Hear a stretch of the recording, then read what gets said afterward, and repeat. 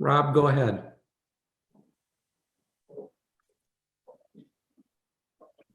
I was muted there. How you doing, Billy?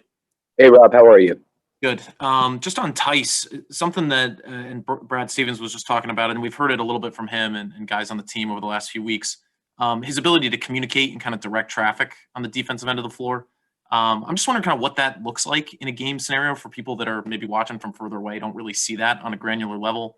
How much you've noticed that from him and just kind of how important that is as you guys kind of try to continue to improve defensively here. No, he's a very, very good communicator. I think he can anticipate things that are getting ready to happen, and he can communicate early, and he can kind of get coverages done pretty quickly. It's certainly really, really helpful to the guards when that happens. But you could tell right away that he's a really good communicator, really, really good feel. Like he understands, when there's going to be times he's going to have to switch. He knows when there's times he can't get back to his man.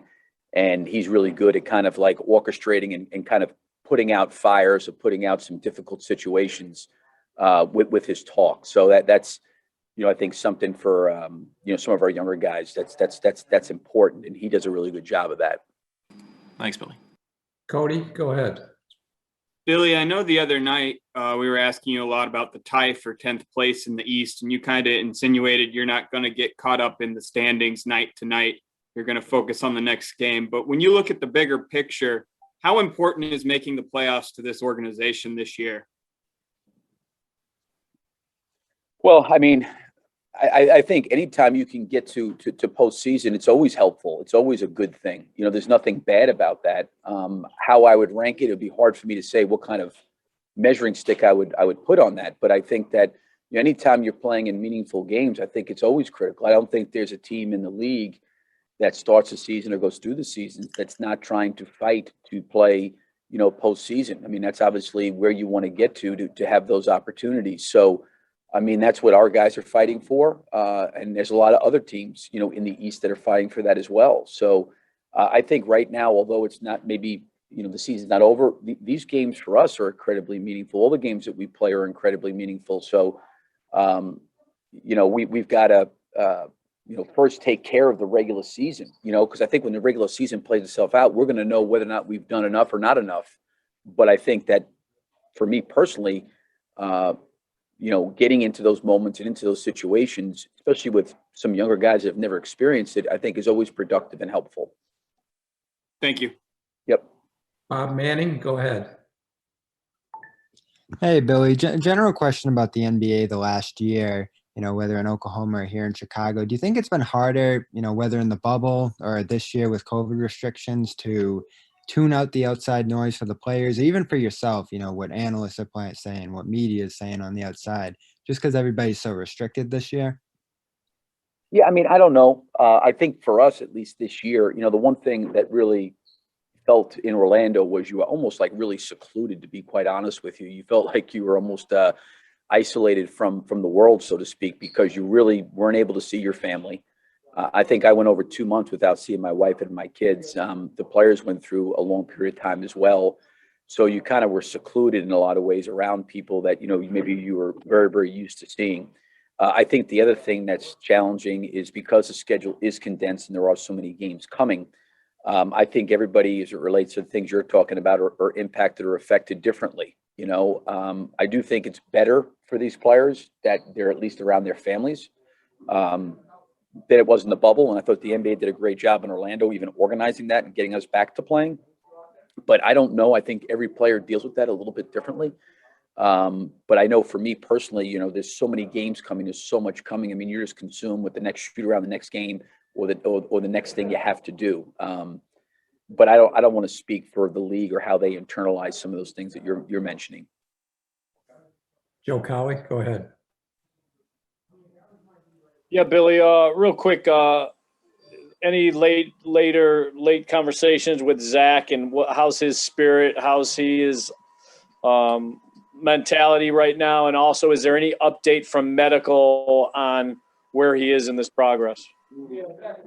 Yeah, well, one thing I can tell you, just in my dialogue with him, he's extremely bored right now. That came across loud and clear. No, I mean, really, there's no timetable. Like I had mentioned, Joe, it was not going to be a one-game situation. I think that, whatever he has to fulfill inside the NBA and their protocols and their league protocols, we'll have to follow. The medical is dealing with that with him and the league. So I think because we've been out of town and left, he's obviously back home right now in Chicago, and I'm not really quite sure what the next steps will be for him. But right now he's obviously going to be out today, and he'll be out certainly for this road trip. And, hopefully we'll find out more from the league and from our medical staff of the next steps that he needs to take. Yep. Bob Schron, go ahead. Bob, you're on mute.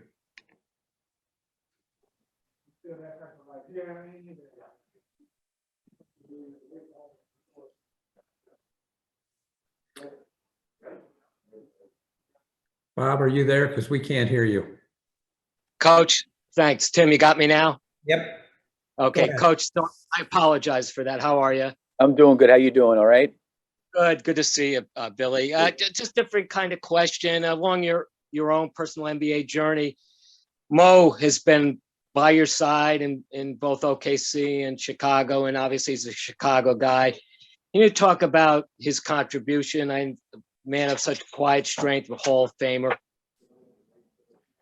Well, I think people obviously remember, his playing career. He was a Hall of Fame player, won an NBA championship, has been a head coach with 3 different organizations, while he was in coaching. I think the one thing with Mo, he's been really incredibly invaluable to me. I think coming from college with obviously no NBA experience, but, being around NBA coaches or knowing it, somewhat having a little bit of a feel. I think him being a former player, Monty Williams being a former player, Mark Bryant being a former player, those guys were really incredibly helpful to me, and really took an active interest, in helping me in that transition. Mo is just an incredible human being and an incredible person. And I think people maybe look at him as a coach or look at him as a player, but he is just an incredible person. He's really, really selfless. He's all about the coaching staff, the team, and what he can do. He's got an enormous amount of wisdom, being in the league for over 40 years. He's seen a lot of different things. But I've been very, very blessed, very, very fortunate, that this is, he and I's 6th year together. And he's been as valuable as anybody that I've had an opportunity to work with. Good. Thank you. Thanks, Tim. You're welcome.